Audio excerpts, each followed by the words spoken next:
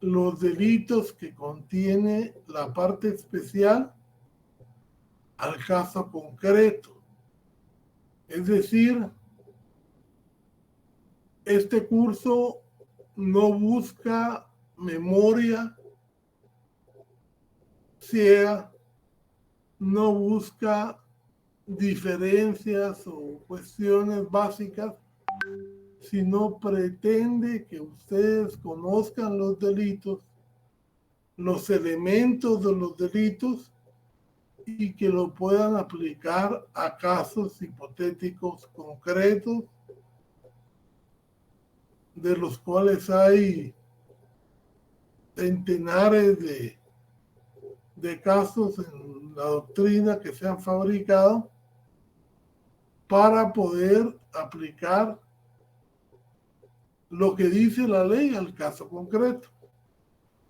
Porque cuando ustedes estén litigando, nadie va a llegar a preguntarles cuestiones de doctrina, sino que van a llegar con ustedes a su despacho o les van a consultar. Fíjese, doctor, que me robaron mi casa. Así le va a decir usted cómo fue. Fíjese, me dice que llegaron unos hombres que habían estado amenazándonos con llamadas, con visitas. Yo tengo una tienda y llegaban a visitarme a mi tienda, a decirme que si yo no accedía a pagar tal cuota mensual, podían verse afectados mi persona o mis parientes que viven en la casa.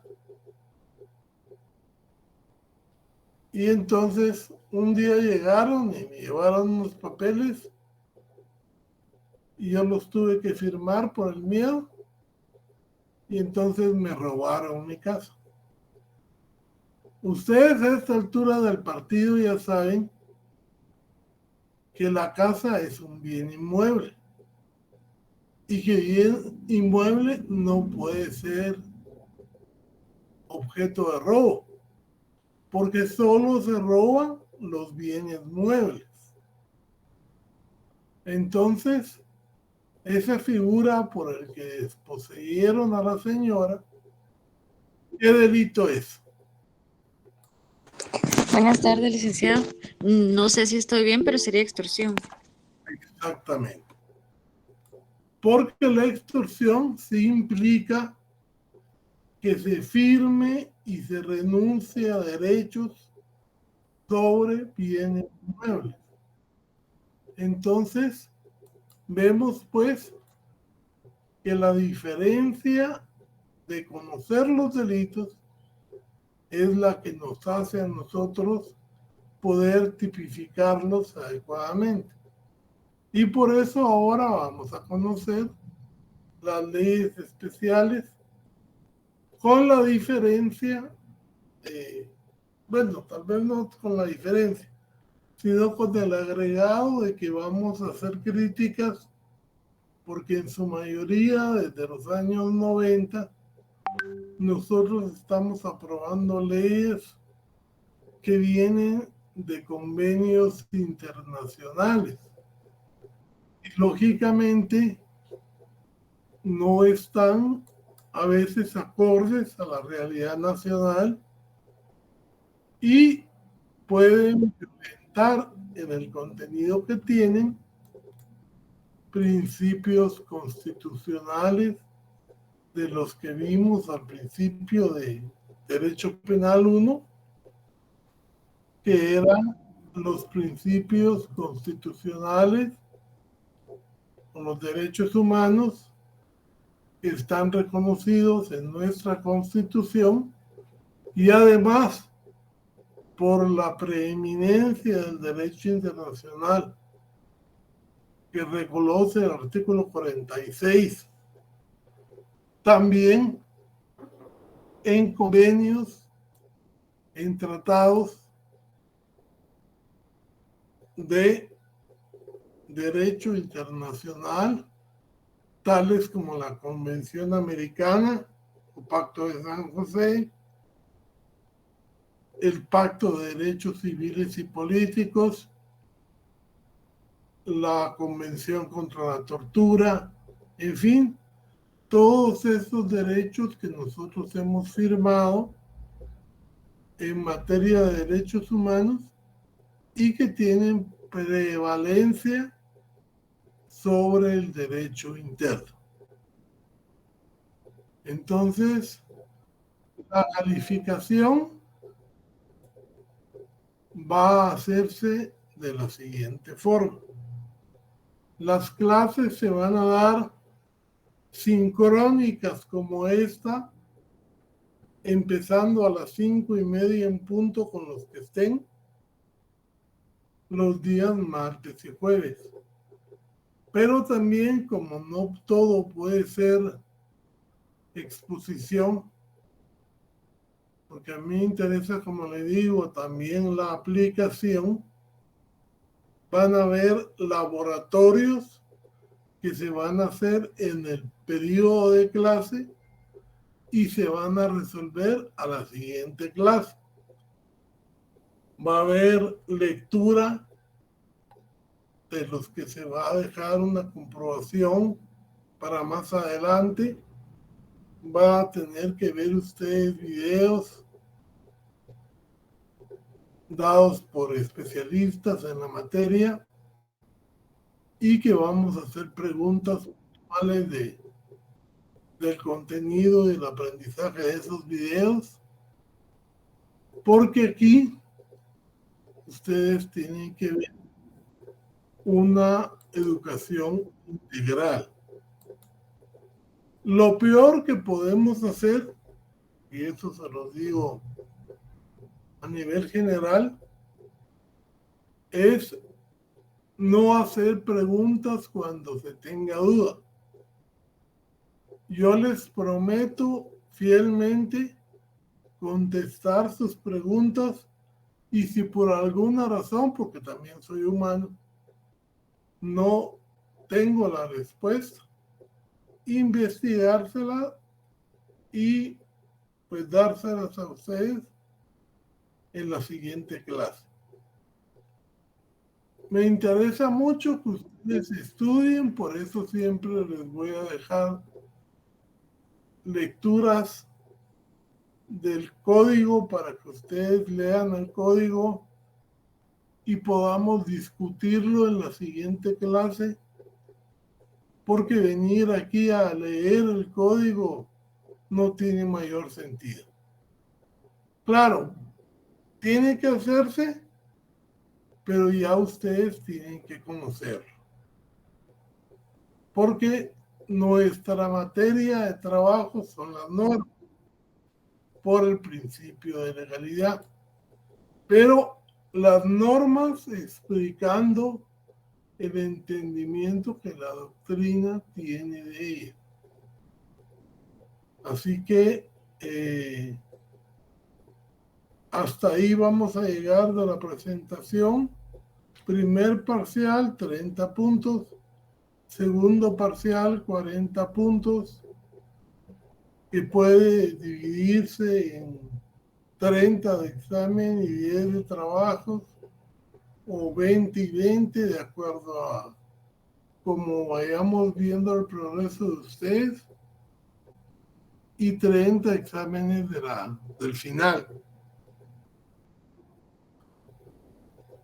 Mi principal interés es que ustedes aprendan.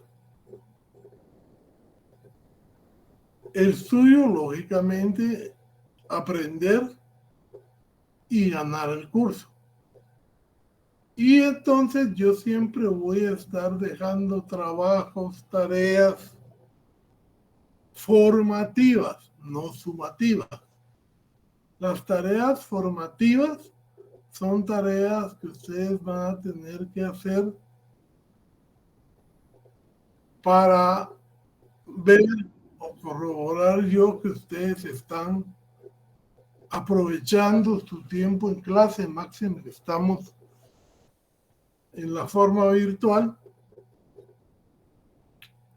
Y estas tareas ustedes van a tener que estarlas subiendo a la plataforma y yo voy a poder estar viendo quiénes trabajan y quiénes no.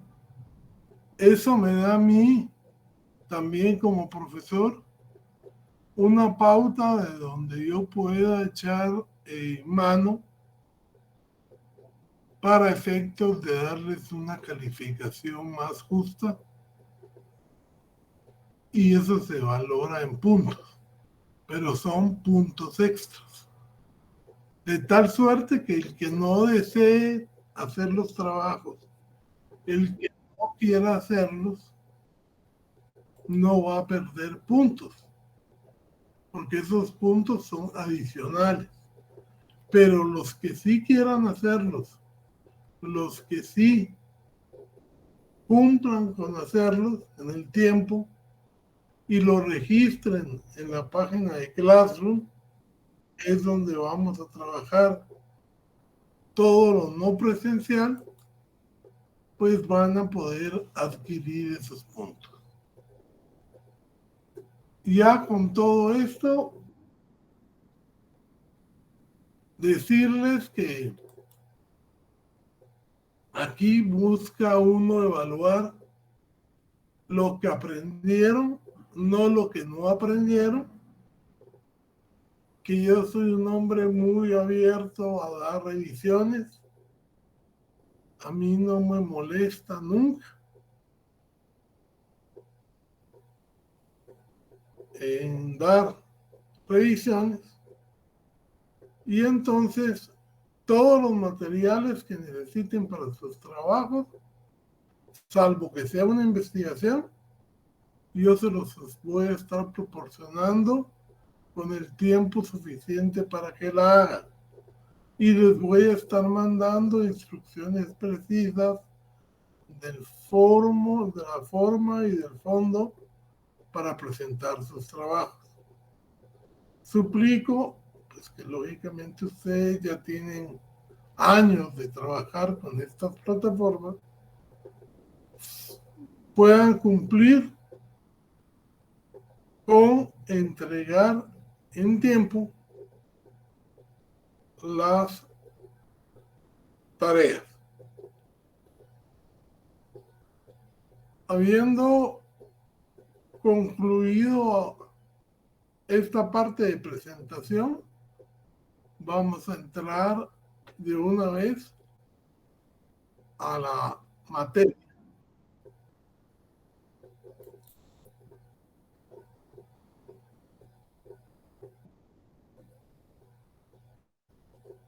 Les suplico, por favor, que estemos puntuales, porque el estar admitiendo gente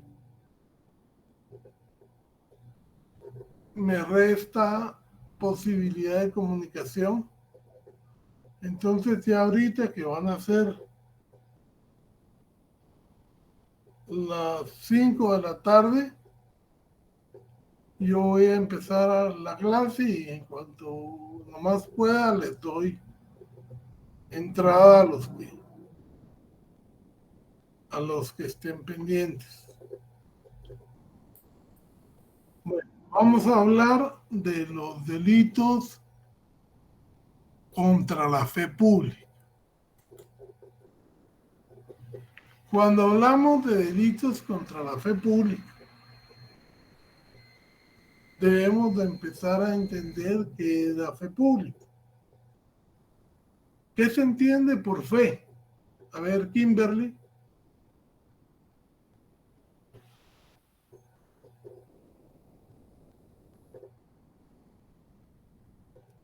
O el que quiera contestar, ¿qué se entiende por fe? Creer en algo que no vemos, ¿no? Lick, pues según yo es creer en lo que no se ve. Estar seguro de lo que va a hacer. Tener confianza en algo. Un concepto de algo, que tenemos de algo. una presunción de verdad que nosotros le asignamos a determinadas cosas. Y cuando hablamos de fe pública o fe estatal, es que el Estado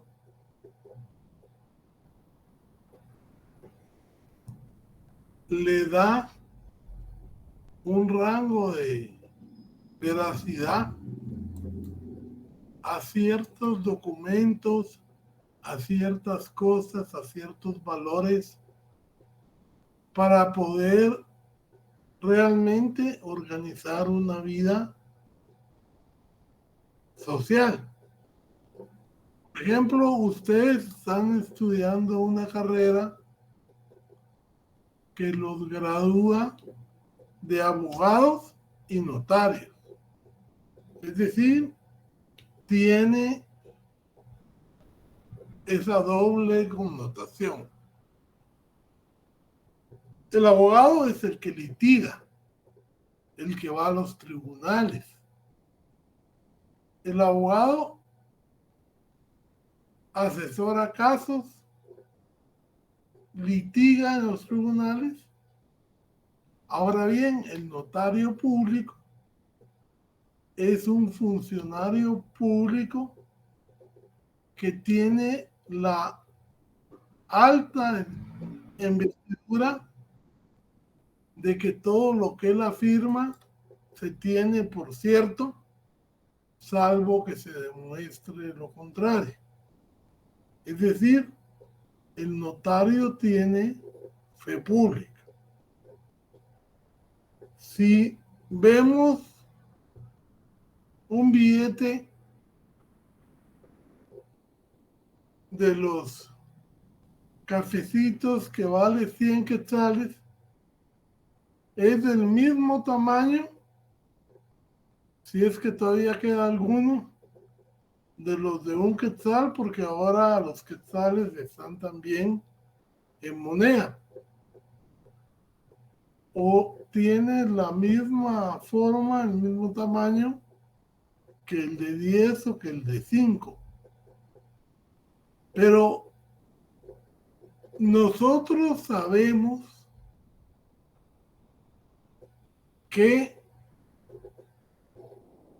el Estado dice que este billete vale 100 quetzales, que este billete vale 10, que este billete vale 5 o que este billete vale 1. Y entonces tenemos que el Estado le está dando una certeza jurídica a esos billetes, porque esos billetes tienen una fe pública que nosotros, al llevarlos a los bancos, o llevarlos al Banco de Guatemala, el valor que tienen los billetes es el valor que les corresponde. ¿Me entienden? El Estado le da a esos objetos, a esas cosas, un valor. Y ese valor es el dinero que representan, ahí está contenido. También a funcionarios públicos como los secretarios de los juzgados, ellos tienen fe pública. Los directores de las escuelas o de las universidades tienen fe pública. Es decir, se presume que los documentos extendidos por funcionarios públicos son verdaderos. Y al ser verdaderos, inclusive en el derecho continental que está inmerso el derecho civil, el derecho laboral, el derecho administrativo, por el sistema de valoración de la prueba que ellos tienen, que es un sistema tasado, se dice que los documentos públicos hacen plena prueba en juicio. Y entonces, si usted quiere demostrar, por ejemplo, si usted está soltero o está casado, ¿con qué lo demuestra? ¿Qué documento le sirve para presentar o para demostrar su estado civil?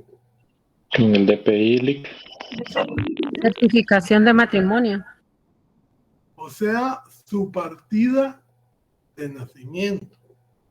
La certificación de la partida de nacimiento, que lógicamente se refleja en el DPI, que es el único documento que le aceptan en bancos y todo, pero al momento de trámites más formales, le piden no solo el DPI, sino que le piden la certificación de la partida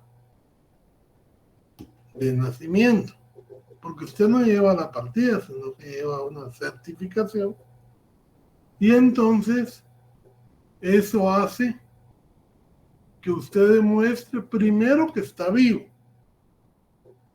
segundo, su estado civil, si está soltero o está casado, tercero, que es hijo de determinada persona,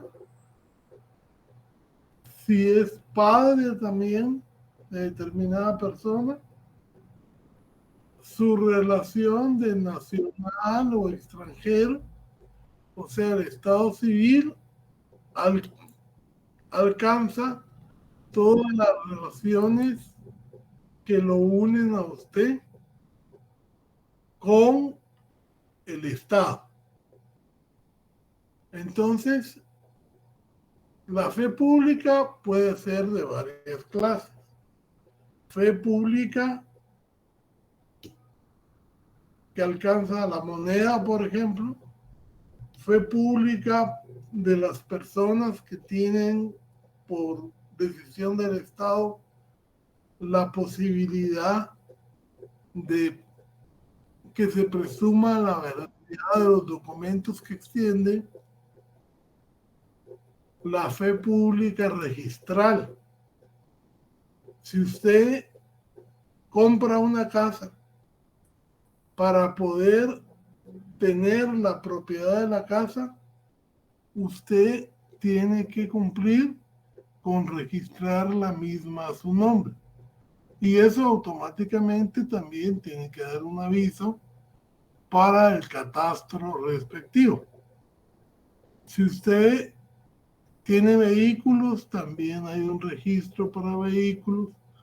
En fin, si usted es propietario de una empresa, hay una serie de registros de la propiedad intelectual que llevan el control y le pueden servir a usted para demostrar que determinado bien es suyo.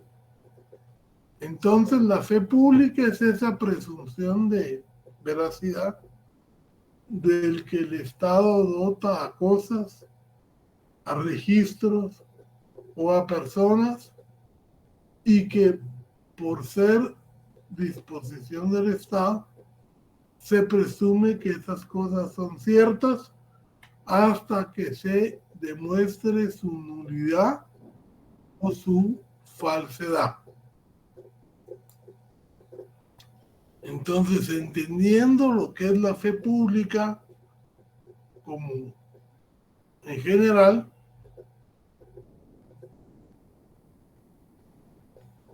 vamos a poder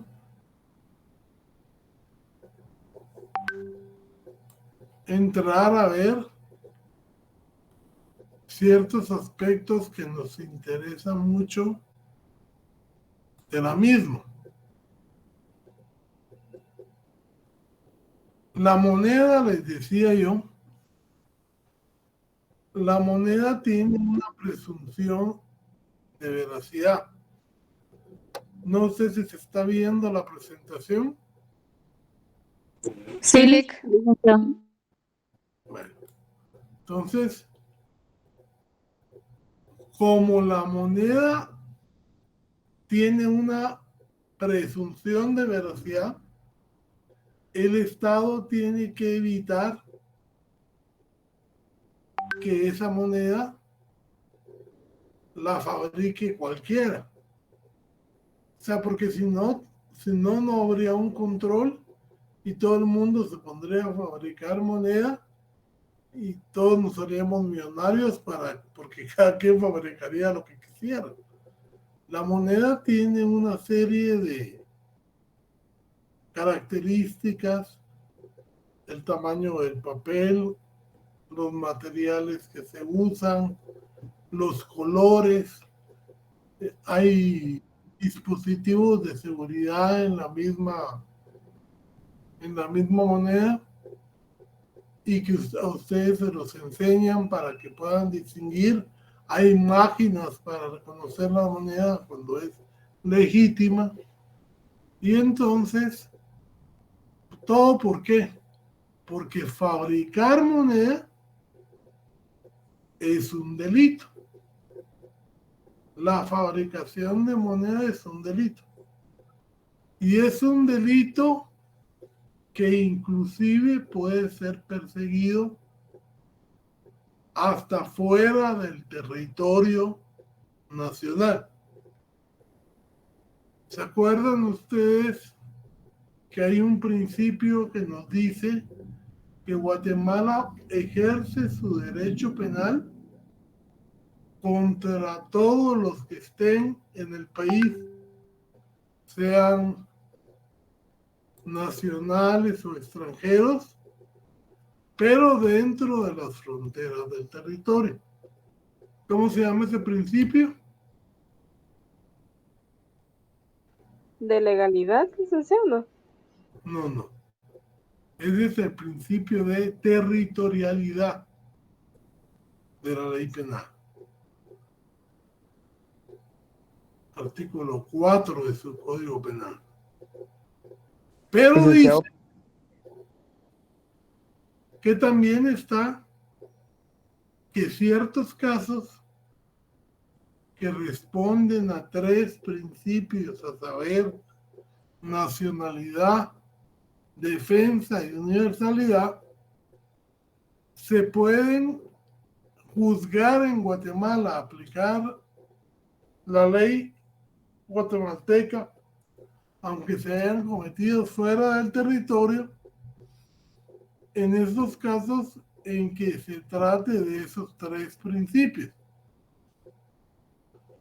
Aquí nos estamos refiriendo en el artículo 5 al principio de defensa, el cual dice que el Estado, cuando se atente con valores superiores del Estado, aunque el delito se cometa en otro país, por ejemplo, la fabricación de moneda, el Estado de Guatemala puede solicitar la extradición y puede juzgarlo aquí. Para eso, lógicamente, ya vieron ustedes la extradición y estos principios que son de un alcance de extraterritorialidad. Entonces, ¿qué nos dice? A ver, un voluntario, don Emilio, tal vez. ¿Qué dice el artículo 303?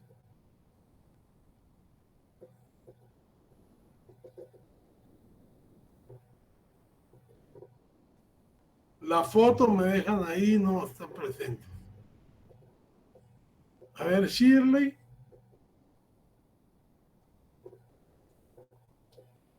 O don José David López. licenciado, si quiere se lo leo yo. Vaya, Johnny.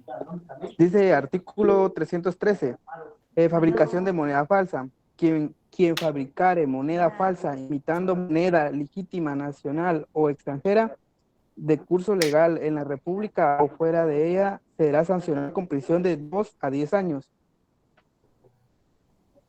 Ok. Cuando la ley nos dice quién, ¿qué sujeto activo es?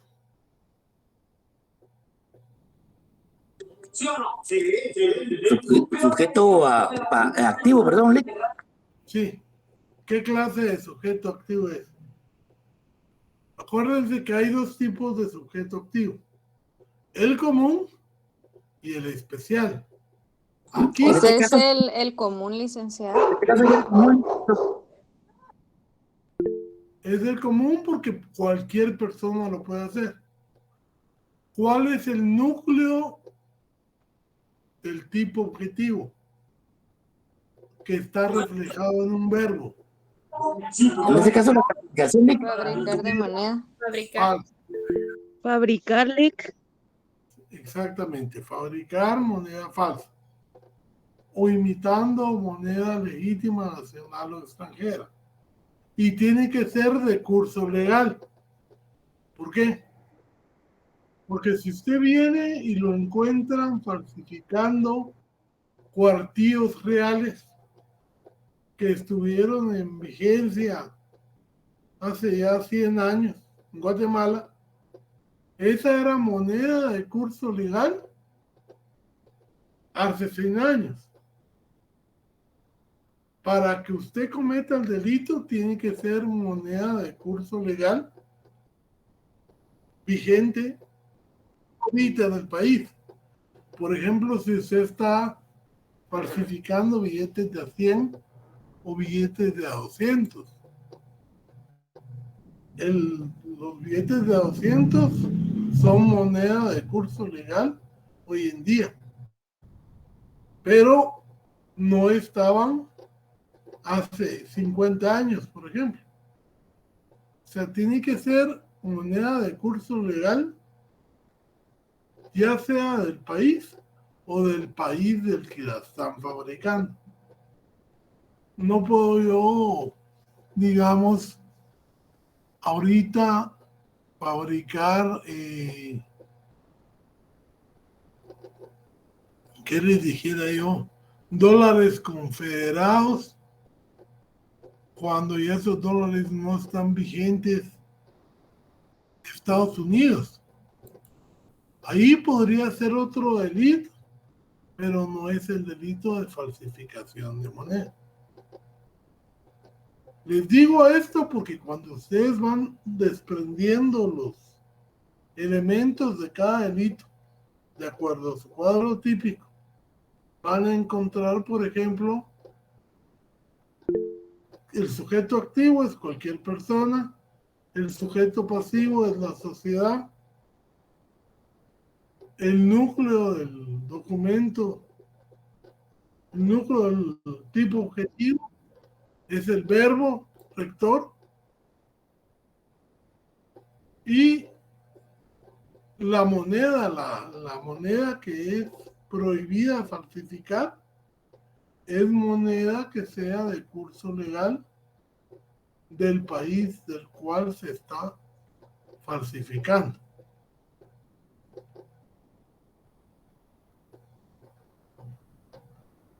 Vamos a ver. Licenciado, buenas tardes. Sí, buenas tardes. Buenas tardes. Quería preguntarle, ¿las preguntas las podemos hacer interrumpiéndolo o las hacemos al final de su cátedra? Pues mire, yo creo que al final de cada delito, Ok, gracias, licenciado. para que así podamos retomarlo. Una cosa es falsificar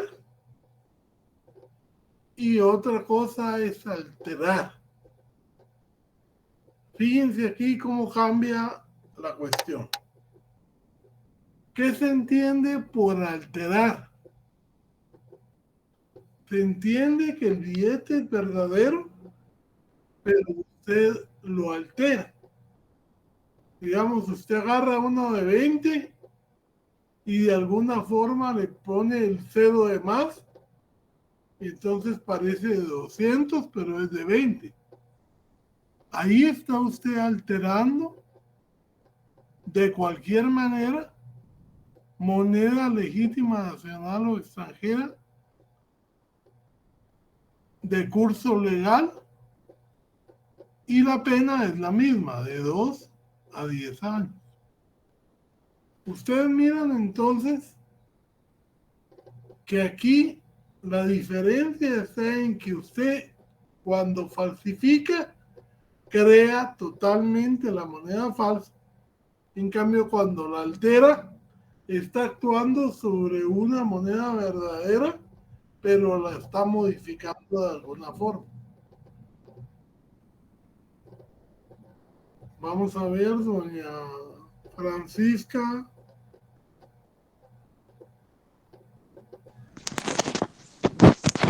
Sí, licenciado, solo que como yo le había preguntado que si al final de la clase, entonces había dejado la pregunta para el final. Al final del delito, la verdad. Ah, perdón.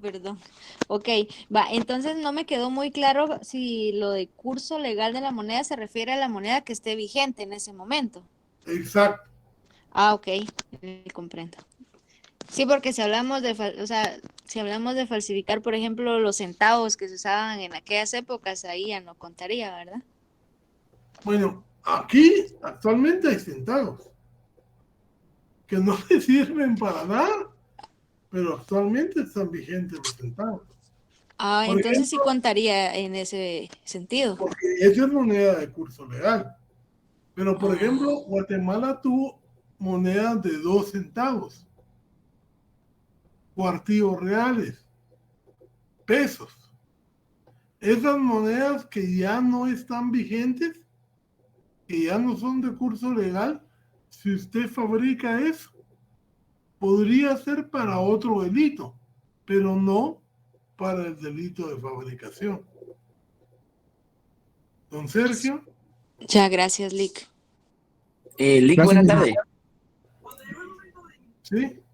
En este caso me queda a mí un cacho de duda, porque si hablamos de fabricación, ya sea que la moneda no esté vigente o legal dentro del país, pero sigue siendo un delito de fabricación, Lick. No Porque porque obviamente, de cualquier manera, estamos fabricando una moneda, aunque no esté autorizada, pero creo que caeríamos en delito de fabricación. No sé si estoy equivocado, Lick. bien, estoy equivocado porque mire lo que dice el 314. Dice nacional o extranjera de curso legal en la República. O sea, en los elementos típicos está la condición de que tiene que ser una moneda que esté válida al momento de fabricarla. ¿Ya? Por eso es que cuando usted lee toda la parte del tipo penal, no puede dejar de tomar en cuenta todos los elementos. En el cuadro típico que les di, tenemos que el tipo objetivo tiene una acción, un resultado y un núcleo de causalidad, que es lo que vimos en Penal 1 como relación de adecuación típica. Entonces, en la parte del tipo legal, está quién lo comete, cuál es el verbo rector, está si hay elementos de modo o requisitos. Por ejemplo, este curso legal nos dice que si usted está fabricando moneda, pero no es moneda de curso legal, digamos, es algo así como tipo Bancópoli, no comete el delito, porque tiene que ser de curso legal de Guatemala o de otros países del extranjero, pero que esté vigentes al momento de que usted está cometiendo el delito. Eso es en la fabricación, y en la alteración lo mismo. Tiene que ser alterar monedas de curso legal, porque el mismo tipo lo requiere. ¿Ya? Buenas tardes, licenciado. Del texto de la ley. Fíjese que Digo, tengo una duda. ¿La moneda que se maneja acá en el país de Guatemala tendrá alguna vigencia de caducidad? ¿O desde que la realizan pueden pasar 20, 30, 40 años y es de uso legal? ¿O es como Estados Unidos que tiene un tiempo en que caduca la moneda y se cambia? ¿O no es igual aquí? Disculpe. Mire, aquí en Guatemala las monedas están vigentes por periodos grandes, salvo que el mismo Banco de Guatemala anuncie que se crea una nueva moneda. Póngase, se creara una moneda de 100,000 quetzales. El banco lo tiene que anunciar y sale por decreto ley. Todas las condiciones de la moneda las maneja lo que es el Banco de Guatemala, pero sale por el Congreso de la República, sale legislada. Ahora bien, la validez material de esa moneda, sí hay un tiempo, y por eso es que el Banco de Guatemala retira la moneda que ya está muy deteriorada, la cambia por nueva y esa la destruye. Porque las monedas lógicamente se gastan. O por ejemplo, están monedas que ya no valen porque usted escribió en ellas, ya no se las aceptan porque están alteradas. Y eso pasa mucho, muy seguido. Si usted moja un billete y el billete pierde ciertos rasgos, tampoco se lo acepta. La moneda tiene que tener un estándar de calidad. Pero eso es parte de la depreciación de la moneda y eso lo va viendo el Banco de Guatemala cuando hace los encajes bancarios y todo lo demás. Va fabricando nueva y sustituyéndola por la que va desechando. ¿Ya? Muchas gracias, licenciado. Bueno.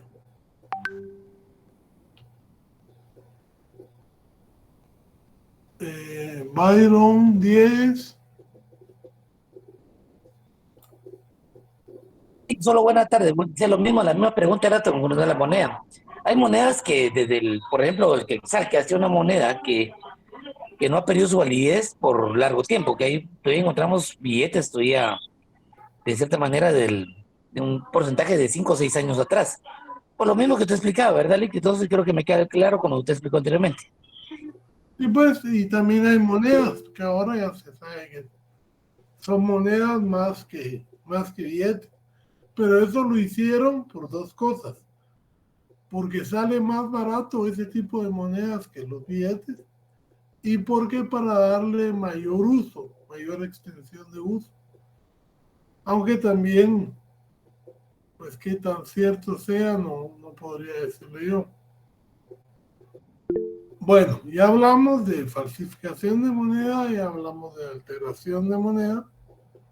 Ahora vamos de introducción de moneda falsa o alterada. Y dice, tanto la moneda falsa como la moneda alterada, que son las sanciones señaladas en los artículos anteriores, se aplicarán en los respectivos casos a quienes a sabiendas introdujeren al país moneda falsa o alterada. Fíjense pues cómo estamos. Aquí sigue siendo un sujeto activo común, normal.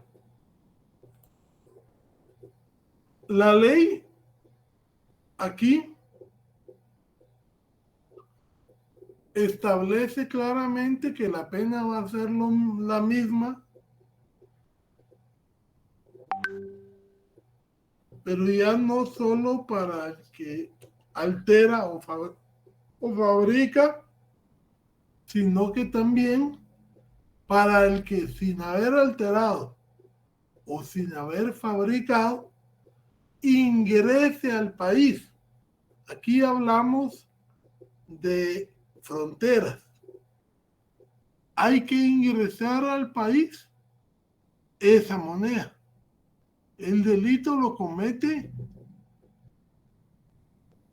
no solo el que lo hace o el que lo altera, sino lo comete también el quien introduce al país, o sea, de México a Guatemala, de El Salvador a Guatemala, esa moneda. Aquí lo que se sanciona es no solo que la alteró o la falsificó, sino que la está introduciendo al país. ¿Ya?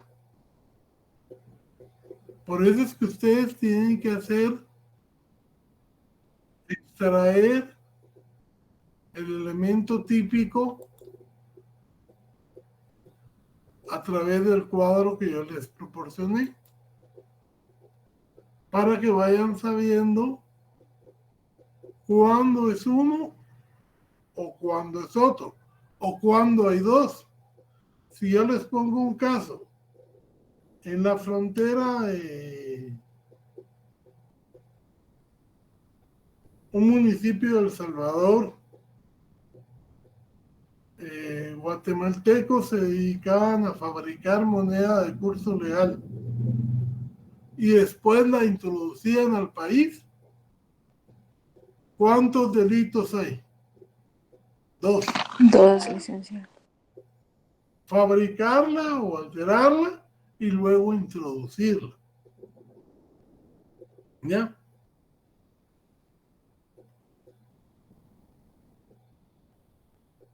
Bueno. Vamos a ver ahora la falsificación de documentos.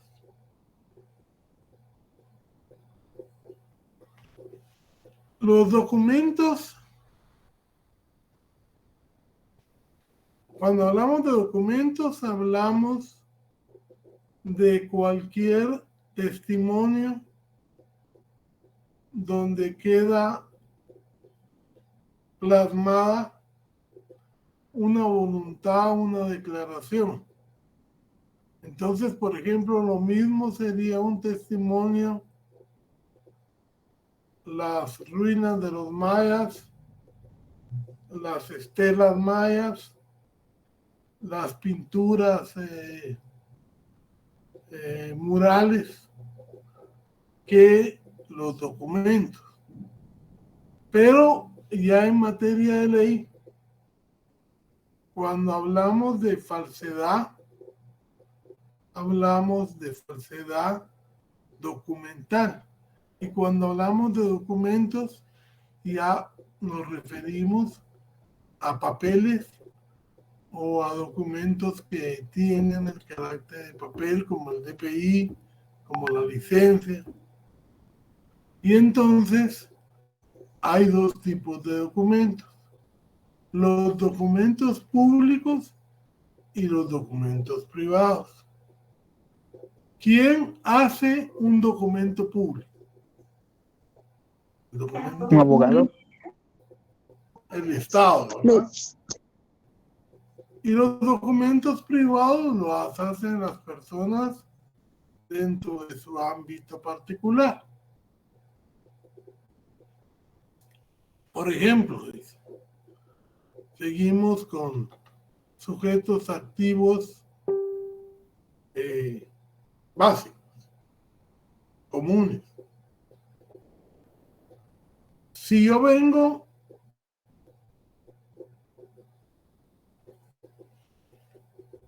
y con mi computadora especial que tengo, de tercera generación,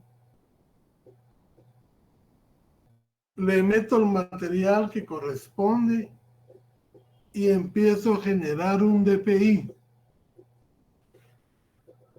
¿Quiénes son los únicos que pueden hacer un DPI? El RENAP. El El RENAP. RENAP. Ok.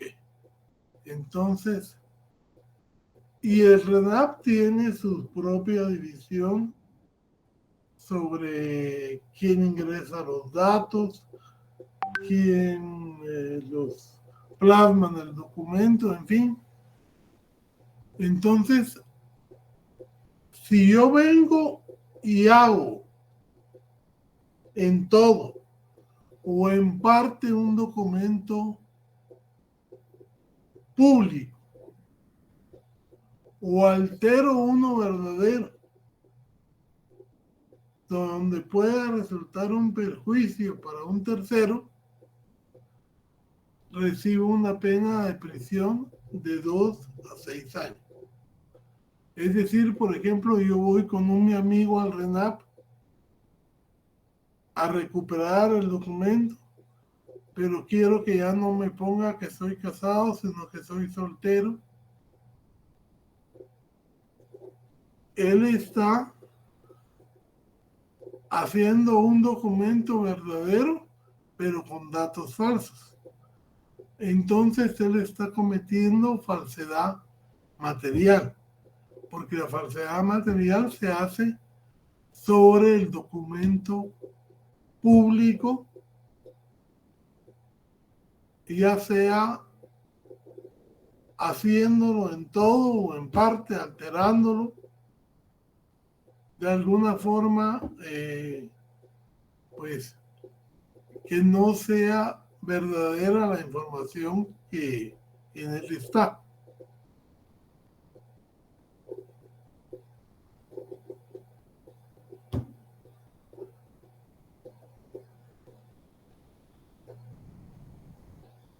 Ahora, la falsedad ideológica no va sobre el documento, sino que va sobre la persona que está autorizada a autorizar un documento público. Por ejemplo, si yo voy a una facultad y el secretario de la facultad es quien autoriza las certificaciones de cursos, y él me pone que yo ya gané todos los cursos cuando voy nada más en segundo año, el documento es verdadero, pero la información que consta en el documento es falsa. Entonces, ¿quién es? ¿Qué delito es? Entiendan la diferencia. Si yo hago un documento falso o lo altero, eso va a ser falsedad material porque está sobre el mismo documento. Cuando había cédula, por ejemplo, que yo tenía 30 años y yo lo ponía y ponía 80 años. Ahí estoy alterando un documento público. Eso es falsedad material. Pero cuando yo vengo y llevo al notario para hacer el testamento de mi señor padre, que ya está en muy grave situación médica, y yo le digo al notario, mire, póngase ahí que me deja a mí como heredero pleno, que me deja a mí todos los bienes. Y obviamente yo le voy a reconocer tanto. ¿Qué falsedad sería ahí? Ideológica. Ideológica. Porque se están insertando ideas falsas. ¿Y quién lo comete? Cualquier persona. La persona, Cualquier persona. cualquier persona. En el caso concreto que yo les estoy diciendo, ¿quién lo comete? El abogado. La persona y el notario. Dos, licenciado, las dos personas, porque el sujeto que lo indujo es el inductor y el notario, que es el autor directo o autor material. Ya, aquí hay dos formas de participación. La autoría directa, que la comete el notario, y la inducción, que la comete el que llevó al notario y le dijo que lo pusiera todo a nombre de él y que él después le iba a pagar. Por eso se llama autoría directa y autor intelectual. Fundamento legal, artículo 35 y 36, inciso 1 y 2 del Código Penal. Ahí estamos hablando de responsabilidad y formas de participación. Por eso es que no podemos dejar nosotros toda la teoría que vimos en el Penal 1 y lo que hemos visto en Penal 2, porque ahí va la autoría, digamos, es una forma que se mira en Derecho Penal 1, pero que se aplica a todos los delitos, incluyendo los especiales. Bueno, entonces ya entendimos, si alteramos o hacemos un documento público, cometemos falsedad material. Si estando nosotros facultados por la ley para autorizarlo, le metemos ideas falsas, ideas que no son verdaderas, cometemos falsedad ideológica.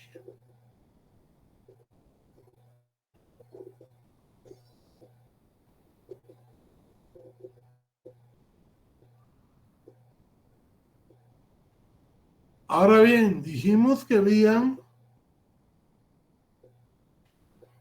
dos tipos de documentos: los documentos públicos y los privados. Este es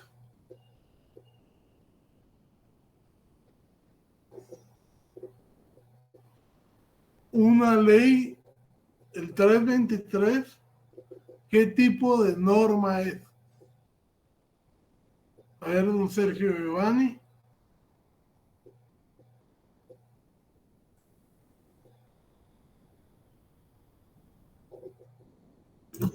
¿Es una norma penal completa, incompleta o en blanco?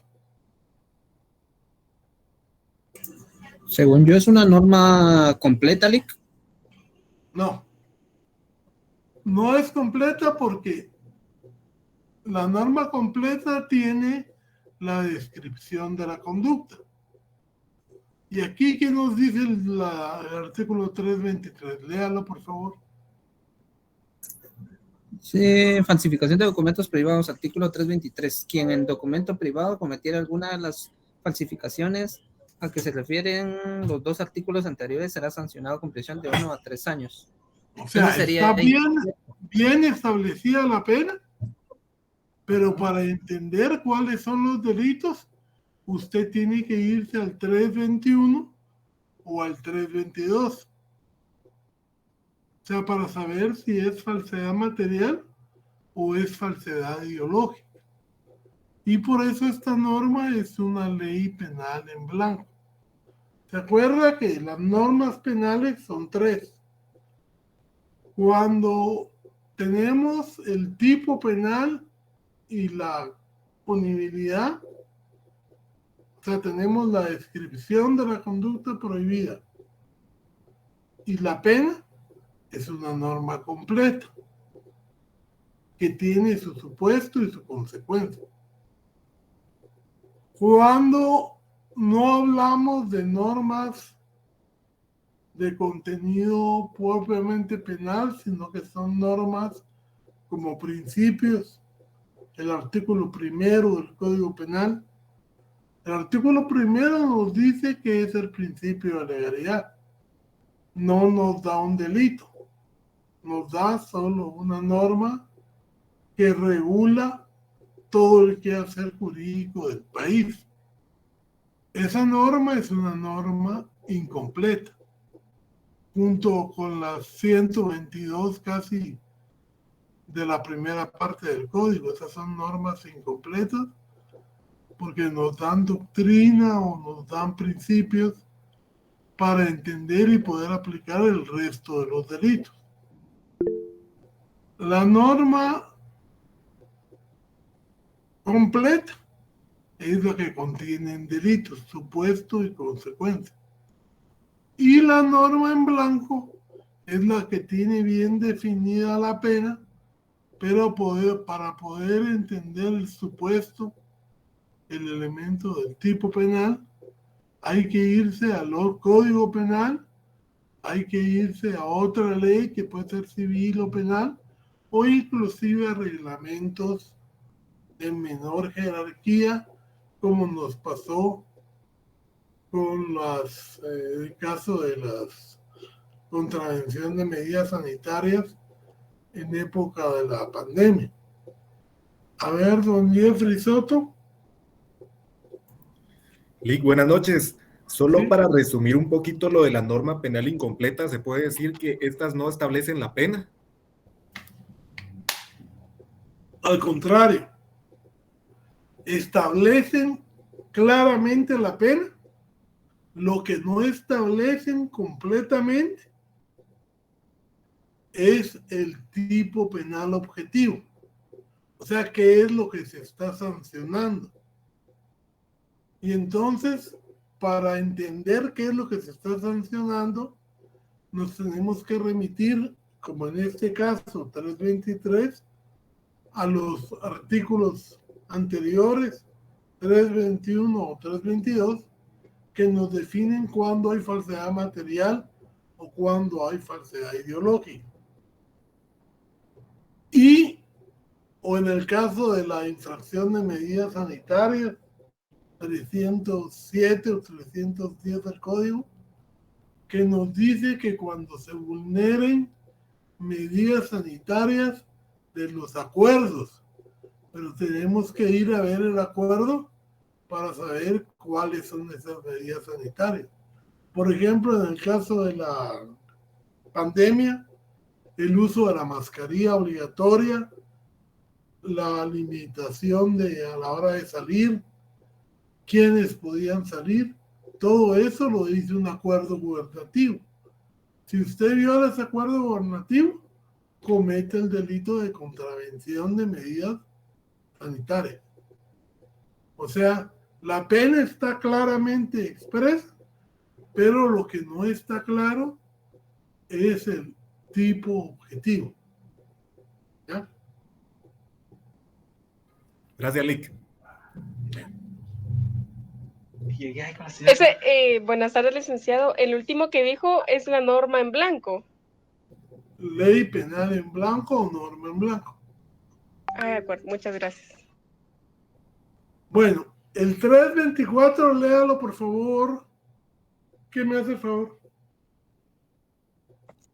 ¿Yo, licenciado? Don José, léame el artículo 324. Con mucho gusto. Equiparación de documentos. Cuando los hechos previstos en los dos primeros artículos de este capítulo recayeren en títulos de crédito, nominativos o a la orden, o en letras de cambio, u otros títulos transmisibles por endoso, el responsable será sancionado en los respectivos casos con la pena en que los mismos artículos establecen. ¿Qué tipo de norma penal es esta? En blanco. ¿En blanco, licenciado? En blanco. Fíjense que no, porque esta no tiene pena. Sería incompleta. Sería incompleta, porque lo que nos está diciendo esta norma es que cuando se trate de títulos de crédito, ustedes saben que un título de crédito es una cosa mercantil que implica en sí mismo un valor, contiene en forma autónoma un valor. Claro que ahorita ya a la luz de la ley de extinción de dominio, ya no existen los títulos por endoso. Y ahora ya el endoso prácticamente está muerto porque era una forma de evitar el control. Y entonces, por lo dispuesto en la ley de extinción de dominio, eso prácticamente ya no existen, pero hay letras de cambio, hay títulos de crédito que por su relevancia tienen el mismo valor que los documentos públicos. Y entonces por eso es que dice, cuando los documentos recayeran en títulos de crédito o en letras de cambio, en los casos, en los primeros artículos, o sea, los que se refieren a la falsedad material y falsedad ideológica de los documentos públicos, por la importancia que tiene.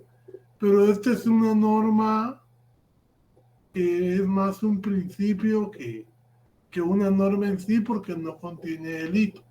Nada más equipara los documentos, ciertos documentos, a documentos públicos. Artículo 324.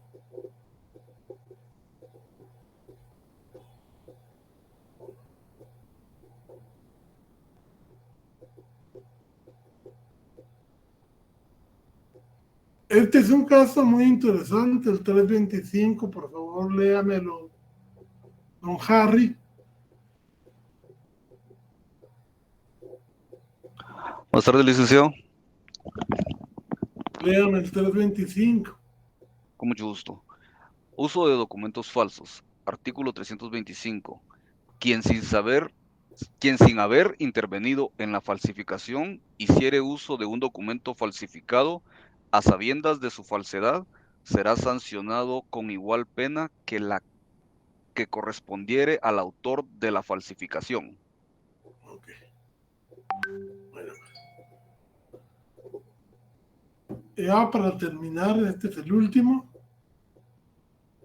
Dijimos que uno puede hacer un documento falso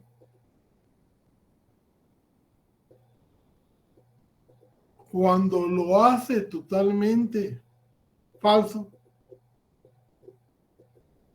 o cuando inserta, siendo el encargado de hacerlo, inserta ideas falsas en el documento. Lógicamente, si uno hace un documento falso, ¿cuál es el objetivo? Esconder información. O sea, pero el objetivo es usarlo. Usarlo, ¿no? O sea, si yo, digamos, soy menor de edad y voy a falsificar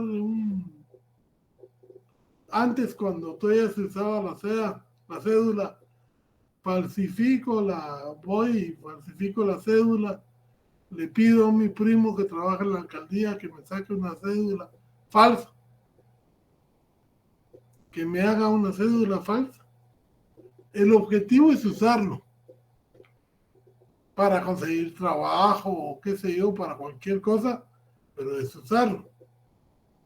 Ahora, ¿qué pasa cuando yo necesito una licencia de conducir y la compro para conseguir un trabajo y no habiéndola hecho yo, sino que habiéndola comprado? Descubren que el documento es falso, pero lógicamente se sabe que por la técnica y todo no la pudo haber hecho usted, sino que ese documento lo compró. Por ejemplo, cuando hablamos de las visas. Una persona que quiere pasar a otro país compra el pasaporte con todo y visa. Y cuando va a pasar la frontera lo descubre. Entonces, aunque no lo hizo ella, va a responder por el delito de uso de documentos falsos. Pero ya no le van a poner los dos, porque si es de ella y lo usó ella, es responsable de falsificación material o ideológica. Ahora, si está usando un documento que es falso, aunque no lo haya hecho ella, lo que va a ser perseguido es por uso de documentos falsos. Y eso generalmente es de los delitos que se le imputan a las personas que presentan documentación falsa, muy bien hecha, muy formal, pero si se descubre que es falsa, no le van a achacar el delito de falsedad, sino que solamente el uso, que prácticamente le están poniendo la misma pena. ¿Ya? O sea, si yo falsifico el documento y lo uso yo, solo cometo un delito. Falsificación de documentos. Ahora, si yo me dedico a falsificar documentos y se lo vendo a una persona y ella lo usa, ella va a ser responsable de uso de documento falso. Y cuando diga a quién se lo compró, entonces a mí me van a perseguir por falsificación de documentos, ya sea material o ideológico. ¿Estamos? Sí. Licenciado, es decir que si yo lo falsifico y lo uso, sería perseguida por uso de documentos, pero si lo vendo sería por lo otro. Usted sería perseguida por falsificación. Si usted No lo por uso. falsifica y lo usa, solo es por falsificación. Para aplicar el delito de uso, dice claro, a sabiendas de su falsedad. Y se entiende que si usted está a sabiendas de su falsedad es porque no lo falsificó usted. Ya le comprendo, licenciado, gracias. Bueno, entonces, compañeros, para la próxima clase tenemos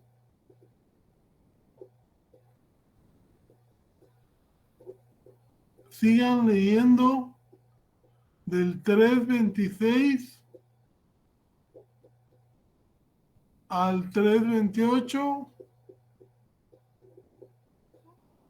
no, perdón, al 339 para la próxima clase. Y van a hacer una tarea. Por favor, atención a la tarea y cómo la van a presentar. La tarea va a hacerse a mano, con letra clara. Van a leerse los primeros 46 artículos de la Constitución. Solo los primeros 46. Y van a buscar, van a leer la Convención Americana de Derechos Humanos y van a buscar, van a leer el Pacto de Derechos Civiles y Políticos. ¿Qué van a buscar? Que si en la Constitución se protege la vida, si también la Convención Americana protege la vida, y si el Pacto de Derechos Civiles y Políticos protege la vida. Si se protege la integridad, lo mismo. Si todas las normas que están del 1 al 46, el derecho de vivienda, el derecho de expresión, cómo los protege cada uno de los otros dos documentos. Y entonces van a hacer un cuadrito de 3 columnas. En la primera columna van a poner Constitución y van a poner qué artículo dice la Constitución en orden. Artículo 1. En la segunda columna, Convención Americana. Y en la tercera columna, Pacto de Derechos Civiles y Políticos. Y solo me ponen en la Convención Americana, por ejemplo, el derecho a la vida lo regula el artículo 4. Y en el Pacto de Derechos Civiles y Políticos, el artículo 8. Y ese cuadrito me lo van a entregar para el día martes. Lo van a subir. Yo el día de mañana voy a poner las instrucciones y voy a dejar pendiente para que lo puedan subir. Se los voy a dejar hasta el día miércoles mejor. Miércoles a las 12 de la noche. Ese documento lo van a subir ustedes. ¿Cómo lo suben? Lo hacen a mano, le toman una foto y suben la foto con todos sus datos. Nombre, sección y carnet. Entonces lo van a poder subir hasta el día miércoles a las 12 de la noche. ¿Claro? Licenciado, no Licenciado, se puede gracias. repetir las columnas. ¿Ah? Licenciado, del artículo 1 al artículo 46 de la Constitución, dijo, ¿verdad? Sí. Y cómo lo desarrolla la Convención Americana y el Pacto de Derechos Civiles y Políticos, que ya se lo subí yo a su archivo. Licenciado, solo una consulta, o sea, que en la Constitución vamos a colocar los artículos, digamos, del 1 al 46, y luego Pero sobre nada más el tema. Por ejemplo, en el artículo 2, Guatemala protege la vida. Ok. Y en la Convención Americana solo me pone el número del artículo. El 4 y el Pacto de Derechos Civiles y Políticos, el 8. Solo artículo 8, digamos. Sí, solo el artículo 8 es una tablita de no más de 46 artículos y cómo lo regulan los otros dos. Licenciado, sería como un cuadro comparativo, similar. Sí, como un cuadro comparativo, es un cuadrito donde va primera columna, Constitución, segunda columna, Convención Americana, tercera columna, Pacto de Derechos Civiles y Políticos, y artículo 1, cómo lo refleja el Pacto de San José y cómo lo refleja el Pacto de Derechos Civiles y Políticos. Porque así ya vamos a tener una fundamentación no solo nacional, sino internacional de cómo están tutelados esos derechos humanos.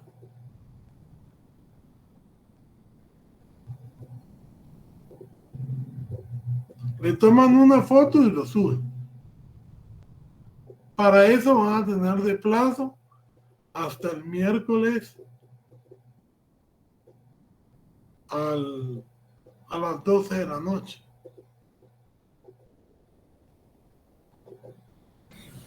¿Usted cuándo habilitaría la plataforma para que lo podamos subir? Desde el día de mañana. Desde el día de mañana. Muy bien. Gracias, Lic. Feliz noche. Nos vamos porque ya nos pasamos de tiempo. Feliz noche, Lic. Gracias, licenciado. Gracias, Lic. Feliz 10 noche. minutos antes. Feliz noche.